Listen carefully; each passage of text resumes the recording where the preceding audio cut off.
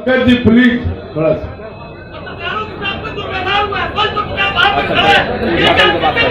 अच्छा, अभी उद्घाटन के बाद आप लोगों को सम्मानित किया जाएगा। मित्रों, आज के दिन शुभ काम है, थोड़ा सा दिमाग में ठंडा करके शुभ घड़ी में शुभ बेला। जी प्लीज थोड़ा सा।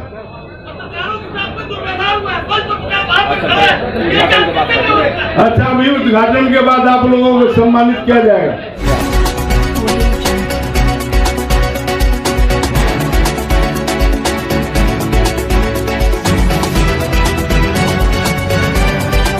सत से लवरेज में आपका स्वागत है। मैं हूं प्रदीप शाह। बात आज हो रही है भारत और नेपाल के संबंधों की प्रगाढ़ता की। भारत और नेपाल के प्रधानमंत्रियों ने आज दिल्ली स्थित हैदराबाद हाउस से वीडियो कॉन्फ्रेंसिंग के जरिए बथनाहा विराटनगर अंतर्राष्ट्रीय महत्व के रेल परियोजना का शुभारंभ किया है।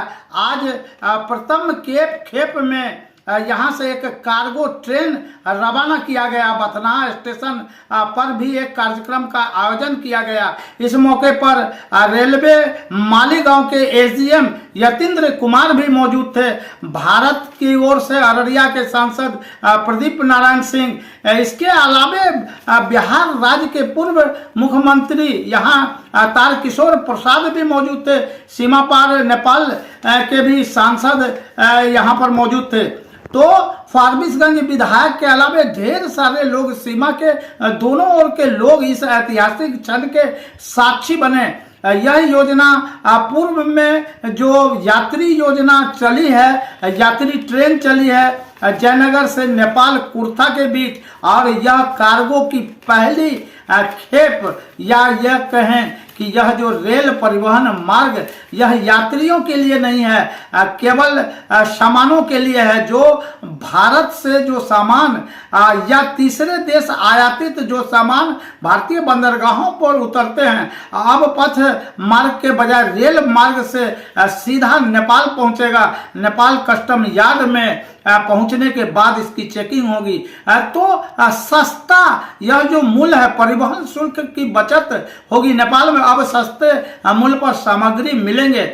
ढेर सारी उपलब्धियां हैं, लेकिन आज भारत के प्रधानमंत्री नरेंद्र दामोदर दास मोदी और नेपाल के प्रधानमंत्री पुष्प कमल दाहाल के द्वारा जो इतिहास रचा गया, यह इतिहास भविष्य में लोग याद रखेंगे। भारत नेपाल संबंधों को इससे और मजबूती मिलेगी। हालांकि ये बात है कि रेलवे हाल के दिनों में रेलवे राजस्व प्राप्ति के क्षेत्र के जो भी योजना है उन पर ज्यादा ध्यान दे रही है। यात्री सुविधा उनकी प्राथमिकता से गायब है। ये कम से कम सीमांचल में रेणुमाटी में देखने को मिला है। अभी हाल ही में फारबिसगंज में रैक पॉइंट बनाया गया है। यात्रियों की सुविधा को काट कर वहां जो शेड बने हुए हैं और वहां जो फुट ओवर ब्रिज बने हुए थे प्लेटफॉर्म संख्या 4 और 5 पर, उसका यात्रियों के लिए इस्तेमाल नहीं होकर वहां रैक पॉइंट बना दिया गया। अब भारत नेपाल के जो यह परिवहन की व्यवस्था है, यह अच्छी शुरुआत है। साथ ही साथ रेलवे में जो यात्रियों की सुविधा होनी चाहिए, जोगबनी से सहरसा के बीच जो घोषित ट्रेन की समय सारणी है, ट्रेनें हैं, चलाई नहीं जा रही है। फारबिसगंज सहरसा रेलखंड पिछले 15 वर्षों से इस पर ट्रेनों का परिचालन नहीं हो रहा, लोग गुस्से में है। तो सबसे बड़ी बात है कि ये जो योजना थी ये 2018 में ही पूरा हो जाना था। 373 करोड़ की लागत वाली यह योजना थी।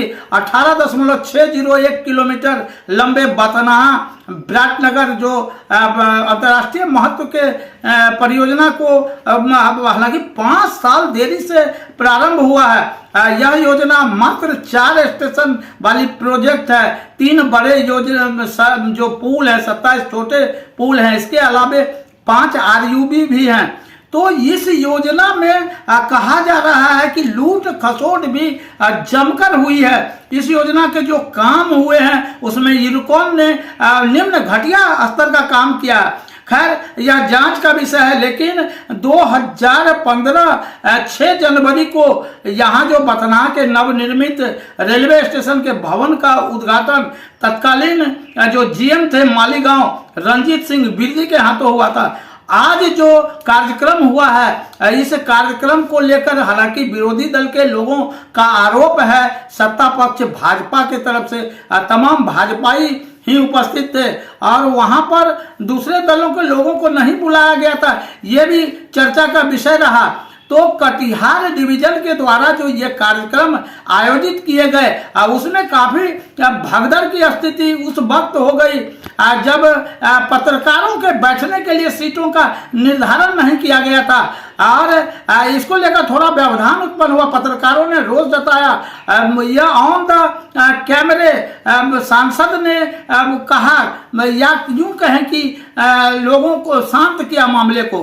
तो कुल मिलाकर के आज भारत एवं नेपाल के प्रधानमंत्रियों ने एक इतिहास रचा है और यह इतिहास जोगबनी विराटनगर रेल परियोजना है जिसकी शुरुआत हो गई है। इससे पहले भी शुरुआत हुई थी 2 अप्रैल 2022 को जो भारत नेपाल के बीच रेल सेवा को हरी झंडी दी गई थी। नेपाल के तत्कालीन प्रधानमंत्री शेर बहादुर देउबा और भारत के प्रधानमंत्री श्री मोदी ने दिखाया था। यह जो बिहार के जयनगर से नेपाल के जनकपुर में कुर्था तक 66.7 किलोमीटर लंबे रेल पथ यात्रियों के लिए आज जो बथनाहा में जो शुभारंभ हुआ है, यह कार्गो है, केवल परिवहन व्यवस्था के लिए। इससे भारत और नेपाल के बीच व्यवसायिक संबंध और मजबूत होंगे।